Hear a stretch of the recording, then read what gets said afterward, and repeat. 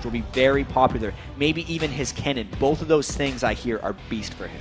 So let's have a look then. Gambit already got their 3 bans out there. Caitlyn, Lee Sin, Thresh banned out on the other side. Aatrox, Zed, and that ever so popular Corki from today. Yeah, we heard the sighs from the crowd as Lee Sin got banned because we're not going to see the Diamond Procs Dandy battle for the Blind Monk there. But of course, if Shen's available at first pick, Gambit is going to take it. Yep. That's just the way Gambit plays. Or Shyvana, possibly. Let's not just get carried away too much on this one. Yeah, if this was not the World Championships right now, and if I'd be like, man, maybe we're going to see a top lane Shyvana from Looper. Maybe he's just going to try to blow everyone's minds right now because we've seen a little bit of top lane Shyvana, but they haven't locked it in yet. I almost feel like they're doing that just to mess with us. Vayne is available for Imp, though.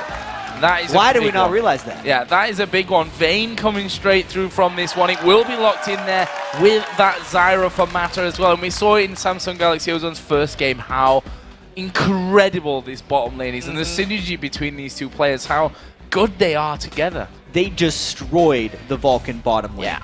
And Imp's Vayne, I need to point out one thing to watch for right now, because when I watch him play Vayne, I notice he does this better than anyone I've ever seen, is his movement within team fights is just, he covers more ground than anyone else. He will start a team fight well in the back, and by the end of the team fight, he will be in front of the tanks. He spends a little bit of time in between auto attacks when necessary to gain that little bit of extra distance. He's the one who popularized the Blade of the Ruined King to Phantom Dancer Vayne build, and he just abuses the speed of Vayne to move in team fights. Really watch for that because it is incredibly impressive. Well, that is going to be something to behold, that's for sure. On the other side, Gambit, they've got a few options open to them as well here. Orianna not banned out this time, and of course that Sona that Gambit absolutely loved to death, to be honest. I mean, we saw it throughout their 3 supports that they've really had over the last few years. Obviously, Edward, Darker, and now Voidal. Gambit love having a Sona in the team. Get that crescendo whenever they want it right here. And of course, the Ahri has been picked by so many people. Alex, he likes the Assassins right here. And I do actually wonder, to Doublelift's point, what they're going to be going with in the mid lane. I think they could just go for Ryze again. They were comfortable with that matchup against Vulcan in their victory, and they could actually get a fairly similar composition to what they already have. They'd have the Shen matchup and the Singed matchup. Well, things moving very quickly in this one. On the other side, Evelynn locked in here. Boom. For Diamond in the jungle. A jungler that's so widely respected throughout the entire world. You hear interviews, doesn't matter whether it's an interview from China or out of Korea or Southeast Asia or from North America, from South America, you know, everyone looks towards Diamond. Can he do it here, though? Because this is a big game for Gambit in the grand scheme of this group stage. It is huge. I mean, this is the team that everyone is competing with first and foremost, because sure, a lot of these guys actually feel like they're competing for second place. If you could take a game off of Ozone right now, who is favored to come out of the group, it just gives you so much momentum as you move through Kog'Maw and Eve. See, this is actually where Vulcan's comp failed and where right now Gambit is not. Because Samsung Galaxy Ozone has that Singed and the potential to pick something like Ryze, it's a lot of persistent damage that Samsung Ozone had, and Vulcan didn't have enough damage at the time when they ran the Ahri with the Shen. But because Gambit has loaded so much damage into the 80 carry of Kog'Maw and the Eve jungle for Diamond Procs, they can actually match this damage in teamfights if they don't fall behind. This is going to be an incredibly interesting game, Joe. Well, we saw the final pick there for Ozone was that Ryze, and we saw him in game number 1 of the group stage versus Vulcan in that mid lane with Dade, and it worked out for them in the end. And he's going to bring it back in, and as you said, a very similar composition for Ozone here as they had in their first game as well. Not wanting to change too much. Yeah, it worked for them in the first game, having the Singed with the Ryze. But of course, if Vayne is available for Imp, he's going to take it. Yeah. I think in the grand scheme of this game, if we look at the laning phase, Samsung Galaxy Ozone isn't actually going to be that strong right off the bat. We know that Ryze loses to Ahri early before he can pick up his items. Singed is not necessarily crazy until he gets his ultimate, and Vayne doesn't necessarily have an amazing laning phase. Against Kog'Maw, I think he can get by just based off the amount of skill that the Samsung Galaxy Ozone bottom lane can pull out. This is a hype game right now. Yeah, and it's our final game of the day, so I expect you guys here in the crowd to be extra hyped for this one. Let's have a look at what you guys at home think of this the final game of our first day here. I'll get that one out there. And according to lolesports.com, it's a real close one. 56% of you believe that the analysts are all wrong, and Gambit is going to pull out this one. Wow. So the power of the boot camping Gambit Gaming, they were so strong throughout Season 2, and they had to travel so much during the European LCS. They hardly had time to practice, and even with all of that, with maybe one practice day a week, they placed second in the spring split, and then third in the summer split. But now they have had more practice time than they've had at any point since, I gotta say, Season 2, and they were the powerhouses then. Well, if Gambit are going to turn up and play for any game, it's usually against the biggest teams in the world, and you could certainly say that Samsung Galaxy Ozone are one of them. So here we go then, in-game Gambit versus Ozone, our final game of the day. These two teams obviously playing their second game in Group B. They currently sit at 1-0, both of them. The winner of this one, therefore, will go top of the table going into tomorrow's action. I think the big breaking point in this game is the bottom lane, especially if they lane against each other. Only because Imp and Mata had such incredible success against Vulcan's bottom lane, and in Gambit's victory today against Mineski, Genja and Voidal actually gave up first blood to Mineski's bottom lane. It has been a sore spot for Gambit all throughout the summer split, trying to get that bottom lane synergy back ever since Genja and Edward have been broken up as that pair, with Edward heading over to the North American LCS. It's what has to work for Gambit if they want to win this game against Ozone. And this is a very traditional Gambit lineup, I'd say. I mean, Cogmore Sona, that's a Gambit lane if I've ever seen one coming out of Europe, that's for sure. Darian, we heard Crepo say he's a fantastic Shen player, and you've always got to be very, very careful what he brings to the table. On the other side, though, we saw how comfortable Looper is with his Singe, doing ridiculous things, teleporting all over the place and catching people out.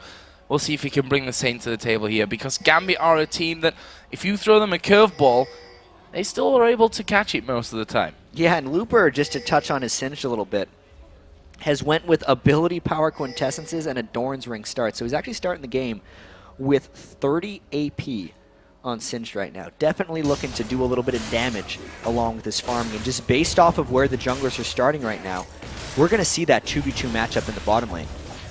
The All-Stars, really. I mean, not really All-Stars of Korea, but Imp and Mata. We've talked them up a lot on the analyst desk. We have, and for good reason. And I think we'll be seeing more of that in this game. They're not a bottom lane that you expect to come into a game looking a little bit off, especially with Imp on that vein. But Genja, very, very experienced AD carry. Same can't really be said for Voidal. He's at the time in the LCS. Will he be able to perform here against one of the best teams in the world? And Gambit has been happy with Voidal. It's just he hasn't really, to me, seemed like he's meshed entirely with the Gambit roster. Only in the playoffs did it seem like their synergy was coming back a little bit. And in the last week of the European LCS, that's when Genja was actually defaulting to his older AD carries, like Misfortune and even Kog'Maw. Immediately, the aggression comes out in the bottom lane, though. And we can see both Imp and Voidal going very low from that one in the end, deciding not to follow things through. This mid lane, going to be Gambit's Alex Ich here on Ari taking on Dade on Rise. This is the second time in a row Dade has had this Ari versus Rise matchup. Dade died early on to ManCloud's Ari, actually giving up a level 5 kill, but then he came back later in the game and started to dominate in that matchup. Darian just wanted to ignite somebody. Try and force Looper a little bit out of that lane. Looper's not going to be forced out of any lanes by the looks of things here, though. And that, of course, is our top lane matchup. Looper, in their first game earlier on in the day against Vulcan, looked pretty unstoppable with that Singe. Actually, Dandy did just come and visit that top lane to see if they could get in for anything. He's still hanging around there. Darian, will he get caught out? He will actually get caught out from this one. Knockup not quite landing onto him. So very close, though. They're still trying to harass Darian down a fair bit. And this actually should give Diamond a little bit of time to roam around and maybe try and find something. This could very well create a collision course between Diamond and Dandy, as Diamond is just kind of looking for things to do. Now they decide to back away into their respective junglers. So we've heard before, if we think back to some of the broadcasts from Champion Summer, how good Matter is here, you know, in terms of his ward positioning. And that could be even more important this game with that Evelyn on the field here for Gambit. If you get vision of an Evelyn and stop her being impactful, it's very hard to get that game going with her. Yeah, pink ward control is absolutely paramount, and it shouldn't be that big of an adjustment for Ozone, even when there's not a stealth jungler in the game. They typically control the map with pink wards. It just becomes even more important. They should be buying more of those throughout the game. I'm actually expecting Dade and Dandy on their first backs to potentially pick up a pink ward apiece, but at least at this point in the game, without Diamond ganking, he's not going for it. Genja taking a lot of damage here once again. Voidal was able to heal him up nicely from that one, but you see the Imp and Matt are starting to feel comfortable down in that bottom lane. Voidal uses Ignite earlier on, which gives the Ozone lane a 1 summoner spell advantage. Diamond is going to come into the middle. Dandy off to the side from this one as Diamond gets locked up. There's the knockup coming in on towards Alex Ich. Have they got the damage to finish this one off? Diamond is there going slow. There are the flashes over. Can they finish this one off? Dandy actually taking a lot of damage as well. Alex coming back in, but first blood goes down in the end to Diamond, but Alex will finish off, and it will be a 2-for-1 for Gambit. They played it so patiently and turned it around with the first blood plus the 2 kills. And they had a level advantage going into that, so Diamond was actually landing hate spikes the entire time Ozone was chasing them in. Those are those clutch plays that can decide games, the 2v2 skirmishes where skill is such a huge impact in those matchups. We just saw Looper actually. He's like, no, look at that farm in the mid lane. Let's not let that one go to waste. I'll head straight down there with my teleport. We got like 3 and I'm creeps. just going to recall. Worth. No problem. Yeah, that's the definition right there. Yeah, he's headed over. Doesn't anyway. even have enough for a catalyst right now. He just has to pick they're up going to get boots. boosts. That'll be enough, I think, for Looper at this In point. Looper's defense, he had some pretty good teleports in the other game. He did. Also, he had the lane pushed up so far for Darien, and he was already a little bit low on resources. He's not losing out on too many minions of his own for going for that one. There's actually more action in mid lane, though. Well, Dane is dead. That's not good news for him. And we talked about Diamond and how he's going to have to get the ball rolling earlier on. We also talked about possibly Dade having to pick up ping wards. Let's watch that one here again. Listen, this is a level 6 Diamond and a level 6 Alex Ich against a pushed up Rise without ward control. You're going to die. You cannot make mistakes like this on this level of playing, and Gambit is going to get a dragon out of it as well, unless Dandy can pull off a miracle 1v3 steal. Well, he's heading in there. We see Mata is coming Diamond in as well. doesn't have smite up, actually. No, he doesn't have smite up here. This could actually be a little bit dangerous for them. Turns out, not dangerous at all, and Gambit are going to pick up the first dragon of the game here, and look at that gold lead already, Jack. Solid start for Gambit. So one thing that's interesting in all of these matchups, we've seen the games that SKT has played, and also the first game for Ozone. I don't think a Korean team has actually won an early game here yet in the World Championships, but they have come in so strong in the mid and the late game. Looper steals the blue. We talked before the game, during Champ Select, that Ozone's laning phase would not be aggressive. They would essentially be on the back foot throughout, because Rise needs to hit his items, Imp needs to be able to get his Blade of the Ruined King, and Looper has to get some levels under his belt. So it's actually about stopping the bleeding of Gambit right now. From Gambit right now, because Gambit's putting a lot of pressure on Ozone early on, and it's a matter of whether Gambit can keep that up. One thing that's interesting, Diamond's Evelyn right now ahead healthily in CS, but also has spent a lot of time on this middle lane. And this is, it seems to us obvious now looking at this, the game plan from Gambit was get Dade out of this game completely, and up until now they've done a great job of it.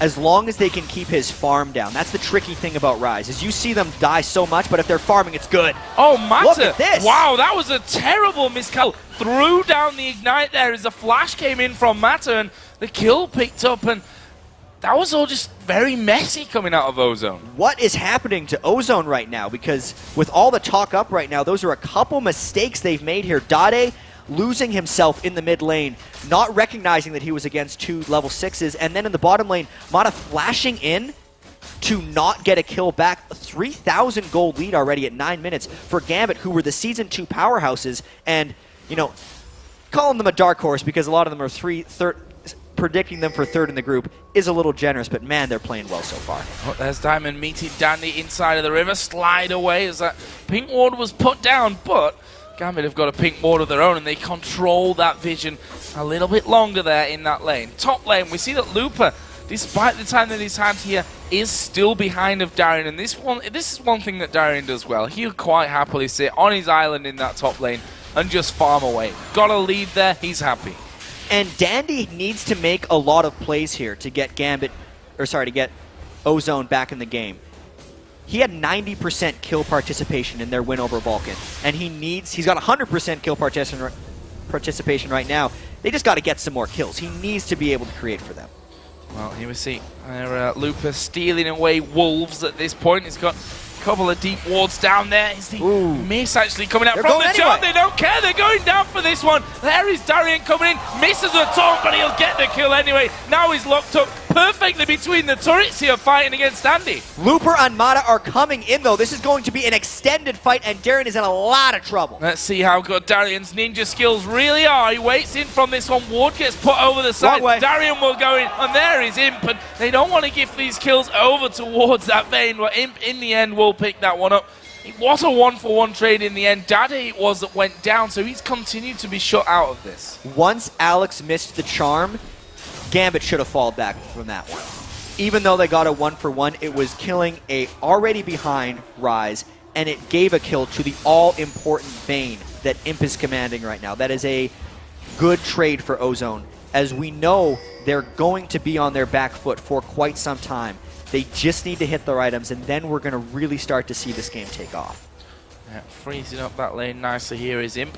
Have a look down his items right now. Upgraded to those Berserker Greaves. Got himself that Vamp Scepter in there with a single Doran's Blade as well. On the other side, Phage coming out for Genja along with the Berserker Greaves and double Doran's Blade. 2 games that we've seen Genja and he's not picked up more than 2 Doran's Blades. He's a new he's man. Going for a Trinity Force. He's got to pick a lot of components already. Double Doran's is already a little much for someone who does Trinity Force. Most Trinity Force users just go for the 1. He's hitting pretty darn hard here right now, though, and the Phage on Kog'Maw is actually a little curious. For some reason, I thought he was on Corki all of a sudden because I saw the Phage, but maybe we could see a Trinity Force Kog'Maw coming out. This is a little weird. Well, if we're talking about AD carries and going a little bit weirder than the rest, Genja is possibly the prime example of that one. Meanwhile, Diamond, he's down on this bottom side. You see they gain that pink ward control. Imp is low. And Imp is in all kinds of trouble here. Stranglethorn's going to go down. Will Imp be able to escape this one? He's actually burning here as Looper comes down. There is Dandy as well. Now it's Genja that's in trouble. He will fall. There's a kill onto Voidal. And now Diamond trying to get away. Flashes out of the Cataclysm, but Looper is charging in after him, decides not to keep going with that one with Alex coming down, and in the end, it'll be a 2-for-0 for Ozone. Brilliant bait right there by the Ozone bottom lane. Imp moving so well to escape that one. That was just total domination and outplay, getting the teleport to come in after Gambit had fully committed to that fight. And Darian had his wave pushed so far back that he's still struggling to get some damage down. Yeah, only just got onto that turret to start getting things going. Got it down to less than half at this point, but Looper is already well on his way back towards that outer turret, and I don't think that Darian not going to be able to finish that one off with this wave. I say that, and Looper's headed straight towards those minions, and Darian, a man who's definitely not scared. We've seen that many a time from him in the European LCS and in previous other events as well, that he will quite happily stand on that turret and risk his life a couple of times. Let's call it that. Yeah, he doesn't mind dying as long as it's better for the team, or even if he's already died a lot, then he's just willing to die a little bit more. Yeah.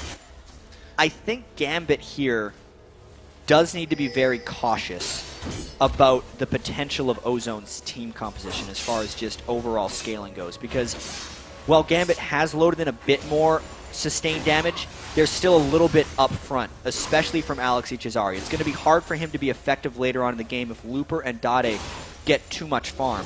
So far, Gambit's done a very good job keeping Dade down, but Looper and Imp are getting going a little bit. And Alex can really only pick one as far as what he's going to kill, and knowing how elusive Imp is, life actually could become fairly difficult for Gambit, despite this large early game advantage they seem to have been building up.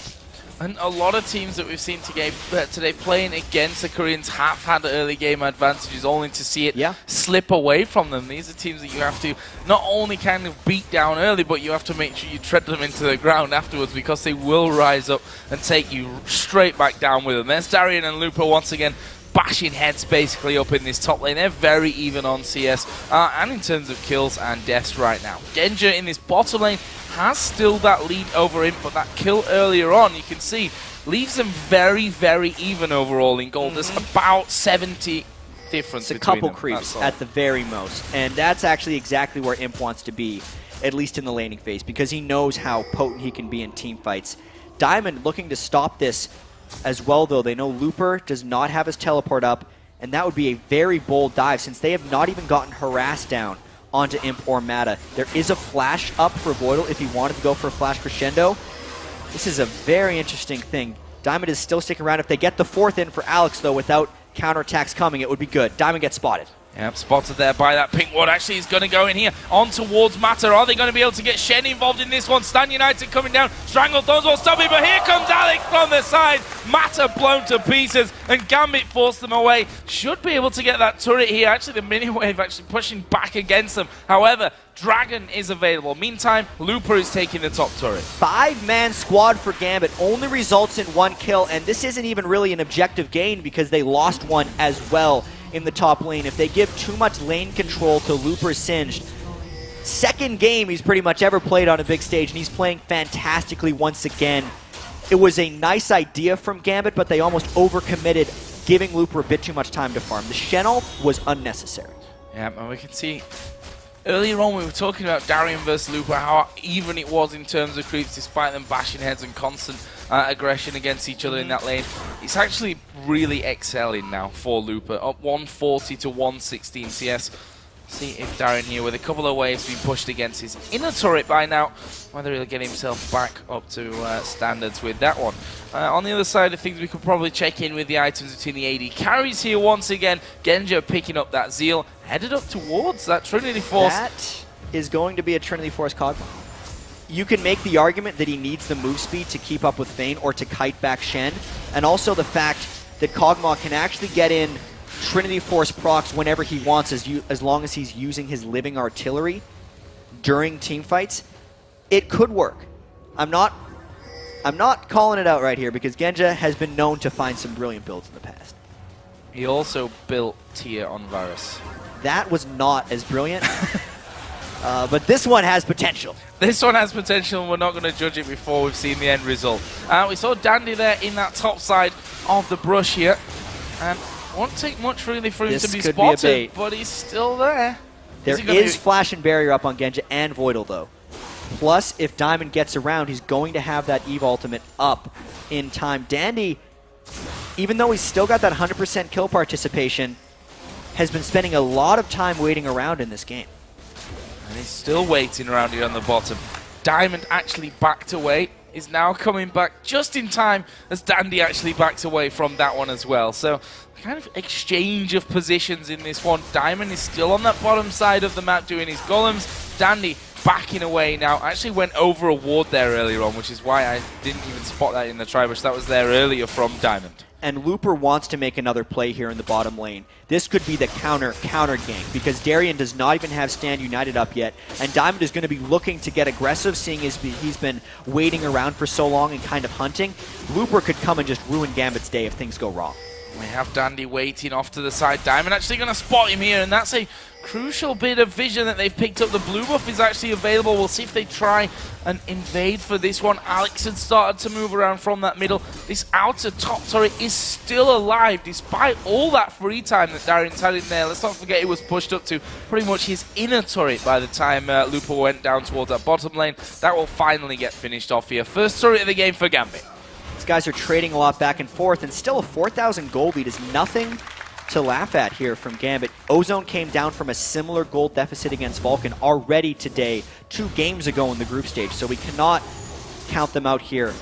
Kind of checking in with Dade's rise.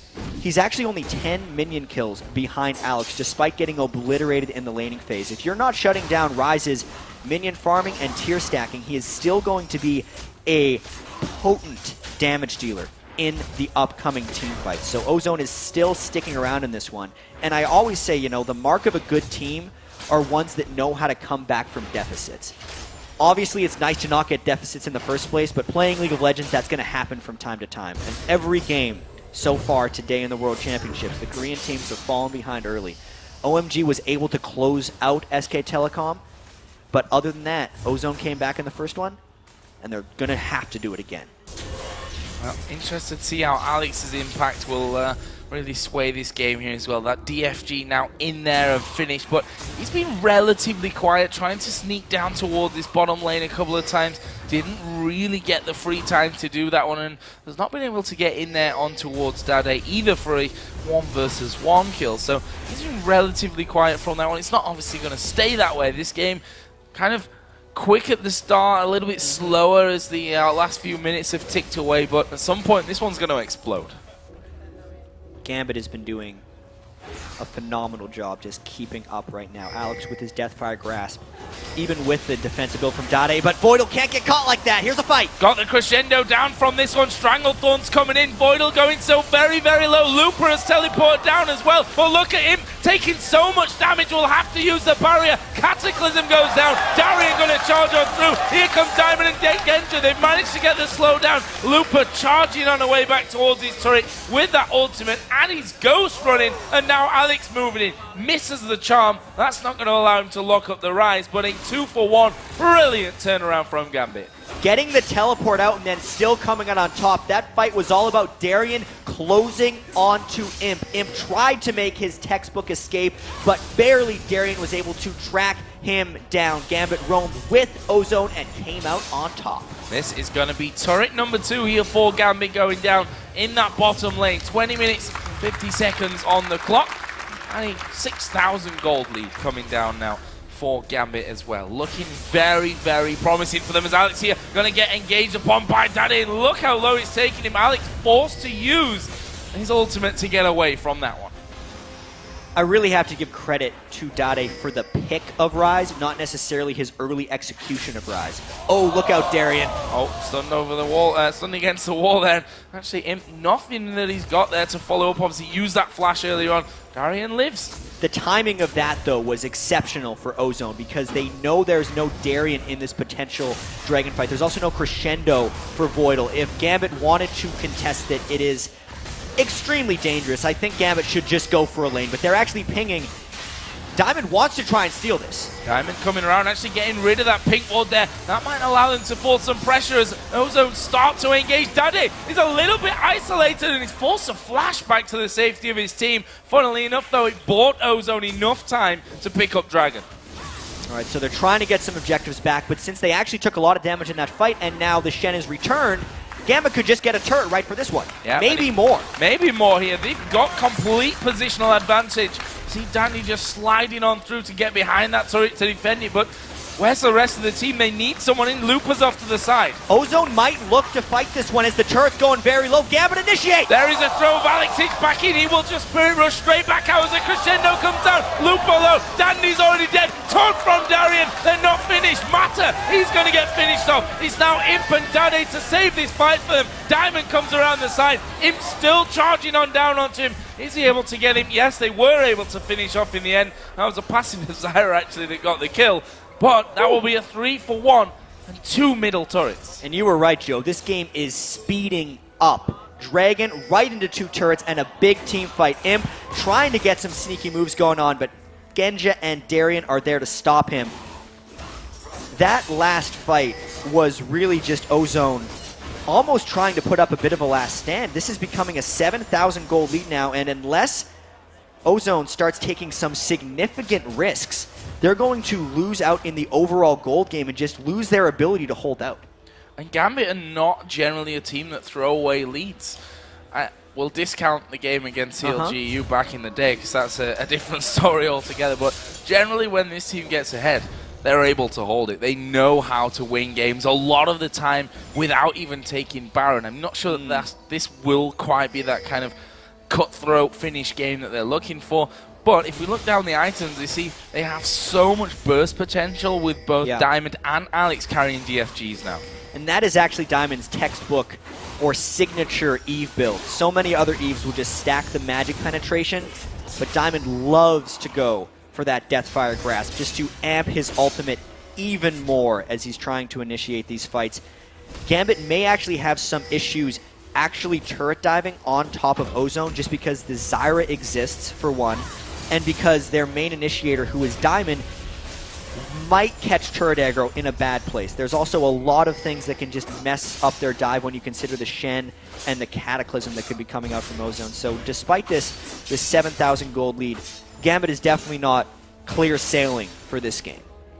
Certainly not. And a team like Ozone are a team that will capitalize on any little mistake that Gambit put down in this one. We're 25 minutes into this game already, and again we're moving to somewhat of a slower phase after an incredibly successful push up that middle lane coming out of Gambit to really build that lead out. 7,000 gold is currently the lead that they're sitting on. 4-1 in turrets, 11-6 in kills, and if we look at the kills, to just touch on them, spread perfectly through the team. Yeah, the only thing, you know, they really couldn't ask for more, actually. Because I'm thinking about the things they need to be able to do against a team with the tankiness of Shen and Ryze and late-game teamfights. And everyone actually needs to kind of be able to hold their own if you're Gambit Gaming right now. It's just, it's working out masterfully for them right now. Genja, his Trinity Force build, still being weird, going Infinity Edge afterwards. He's also picked up his Distortion Boots. He's really just going for that extra bit of mobility and does not want to get caught in a bad spot by either Jarvan, Singed, or Ryze.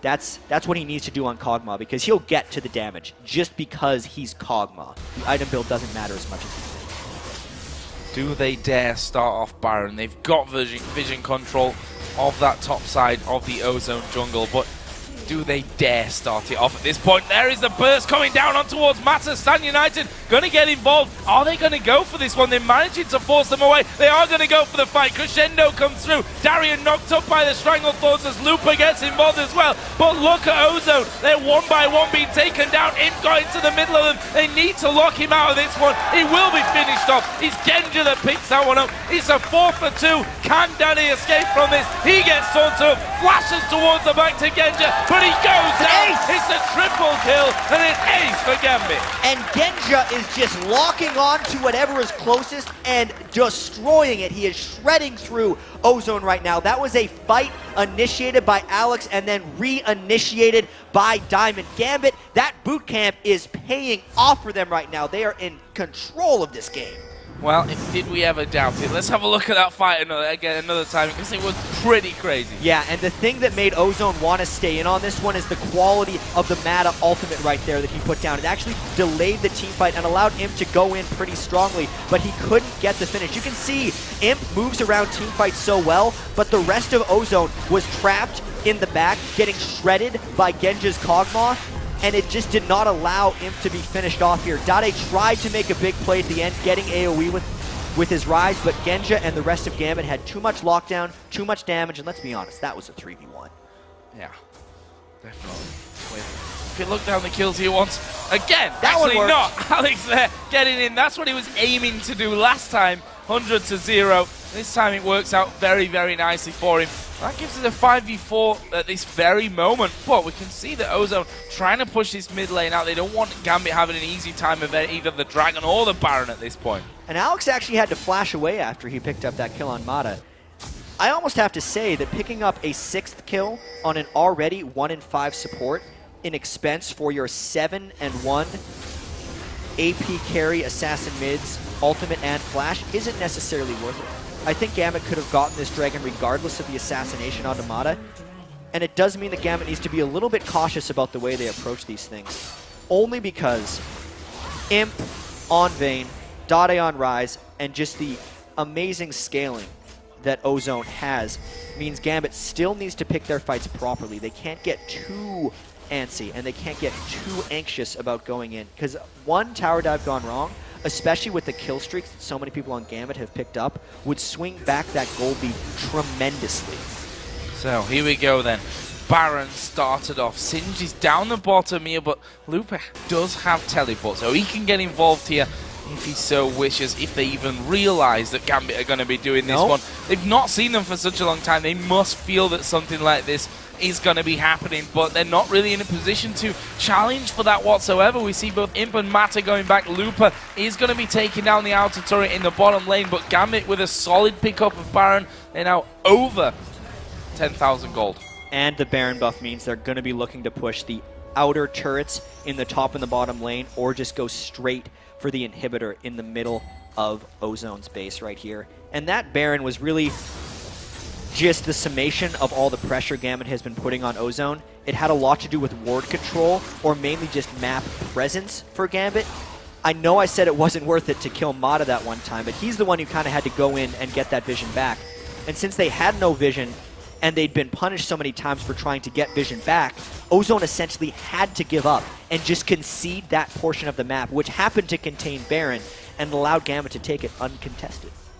So let's see what Ozone do to try and work their way back into this one. We've seen constant push and pressure from Looper in his outer lanes, trying to force Gambit away from really doing anything on their side of things. And we see that once again headed off towards that bottom side of the map by the Dragon, just going to stick himself a pink ward down in that scenario. But Gambit, with that Baron buff running, they're not a team that mess around when they've got something like that. And Looper can no longer be that surprise factor in the long, drawn-out team fights, because Ozone is actually getting bursted down a little too fast. Genja, with his Kog'Maw, is shredding through the tanks of Samsung Galaxy Ozone, and Diamond is just starting it off for him, getting everyone % health lowered right at the start. These team fights are not working out the way Ozone wanted them to, or the way they played out for Ozone against Vulcan. Enough damage, persistent damage, was taken by Gambit in this game that they're able to crush down Singed and Rise before they can really become a problem. Look at Darian as well. Warmog's now added in there to that Sunfire Cape and the Spirit Visage from earlier. He is not scared of dying now. I mean, he never really is anyway. Doesn't matter what items he's got, but at this point, he's probably feeling like he's on top of the world, and they may come in. Yeah, Diamond is looking to go in the back here. This is the danger turret, I like to call it. This is the turret where teams get aced, but Gambit says, yeah, we don't need that. We're going for the middle inhibitor. This is something they do really well, and we've already seen it from them earlier when they took 2 turrets in that mid lane. This one gives them a third. Just a simple positional play there, catching Ozone out, and Darian is looking like he wants to go for a ton. This is a very curious fight right now, because while if they catch a charm, they can burst out any member of Ozone. Ozone could fall back to the double Nexus turrets, and it could be a dangerous dive. There are so many free treats outside of that spot for Gambit right now. They're just going to go and take those. This outer turret is one of them. And setting up a bit of a trap while they're at it. They've got Genja and Darian pushing the turret himself. 3 of them actually hanging around here between mid and the middle lane there as Danny. Is he going to go down from this one? He is absolutely destroyed. Stan United comes in. Imp is down to less than half HP. He needs to stay alive here, but he's not going to stay alive. Darian will take him out. Looper in the middle of them. There is Genja flashing in. He's going to go now on towards Mata. Shall they be able to finish him off from this one as well? He's close to getting away. Roots him underneath the turret. Looper died in the end as well, and it's now only Mata to save Ozone here from a Gambit defeat. And Joe, this looks like a landslide victory for Gambit. They never let Ozone back in, and there is the surrender. Surrender, brilliant victory here from Gambit. A well-deserved, thoroughly deserved victory, I'm going to say there, because what a performance coming out. We wondered which Gambit were going to turn up here to the World Championships, because, my gosh, we've seen quite a few different variations of them throughout this last summer split. But this was world-beating, top-quality Gambit gaming right here. Yeah, and this is a message to the rest of their group right now, because Ozone beat Vulcan, the team that had beat Fnatic, badly. And then Gambit just crushed them. Everyone coming into this tournament just expected Ozone to dominate. Gambit had other ideas, as they always do, and that was such an impressive victory. They knew that they had to finish it early. They never let Ozone's weak laning phase transition into the game, which is something that has been happening so well for Ozone, and Gambit really earned that one from start to finish. And that really opens up Group B now as well. I mean, these were the 2 teams, obviously, that were sat at 1-0, but with Gambit taking that win, Fnatic obviously picking up their last win against Mineski, with so many games still left to be played, and if it wasn't already difficult to call, it's certainly just impossible now. And I just can't believe, exactly, it's impossible to call right now. Analyst desk, good luck, right? Because we have right now Ozone 1-1. Group A, SK Telecom, also 1-1. The 2-0 teams in the group are now OMG and Gambit. It is just wide open for the rest of this group stage. It's great that we have the double round robin because I cannot wait for these teams to play again. I wish we could have had triple round robin. That's how good Quadruple. this is. Let's just keep going forever until we find a champion here in Season 3. Guys, we're going to take a last break here, but when we return, we'll dissect the biggest plays from Gambit's brilliant victory.